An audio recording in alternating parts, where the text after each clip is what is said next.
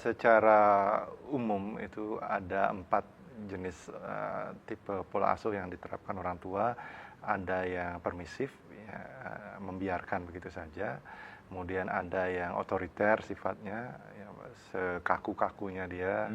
Kemudian ada yang memang otoritarian, memberikan ruang buat anak. Sehingga ini yang kita harapkan ada tempat buat anak tersebut ketika mereka tumbuh dan berkembang yang seperti kita harapkan tadi secara wajar itu adalah orang tua punya pengalaman, anak-anak belum, tapi bukan berarti tidak tahu.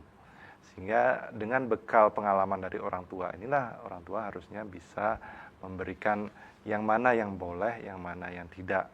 Ya, seperti tadi kata Prof, perbenaran kata juga harus cukup. Karena kalau tidak yang muncul diam, nggak boleh, jangan. Hanya itu saja. Ya. Karena kita punya perbenaran kata sedikit. Nah, bagaimana mengubah kata tidak itu? Karena kita ingin jangan anak itu sampai misalnya berantem seperti tadi. Yeah. Kata jangan dan tidak itu tidak muncul, tetapi dengan bahasa yang lain. Bahasa seperti tadi Prof bilang, kalimat yang bisa lebih positif lah untuk anak tersebut, sehingga tidak menganggap kehidupan ini begitu mengerikannya. Kehidupan ini begitu sulit, ya, semua dilarang. Yang ada adalah reaksi takut pada anak tersebut. Nah, ketika reaksi takut ada pada anak tersebut, maka ketika dia mendapatkan tantangan, ketika mendapatkan sebuah hal yang di luar pemikirannya dia, reaksi pertamanya adalah diam. Ya. Dan ini yang banyak kami jumpai, mereka-mereka yang bereaksi dengan cara diam akan memunculkan kondisi psikopatologis, mengalami gangguan, konflik dalam diri, kemudian muncullah gangguan kejiwaan.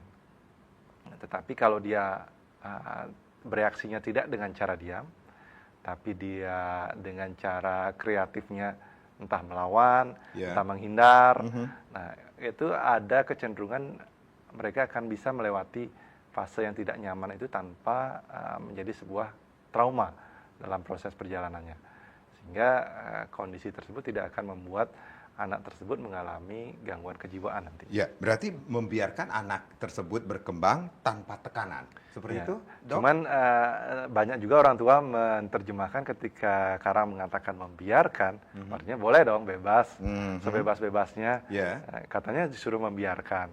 Kalau minum atau makan dia ngambil banyak, kasih aja, kan membiarkan. Kalau dia mukul adiknya, kasih aja, kan membiarkan.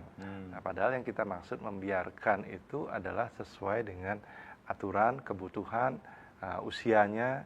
Jadi kalau memang usia misalnya 5 tahun, kebutuhan makannya setengah piring, ya jangan dikasih mengambil lebih dari 1 piring. Nah, kalaupun dia ngambil banyak, kita lihat dia tidak habis, seperti Prof tadi diceritakan. Kalau anak yang ngambil makan banyak, Dewi Sri nanti sedih karena banyak yang dibuang. Akhirnya ada anak yang tidak dapat makan, dan banyak hal yang dikasih kita berikan pemahaman nilai baik buruk lah.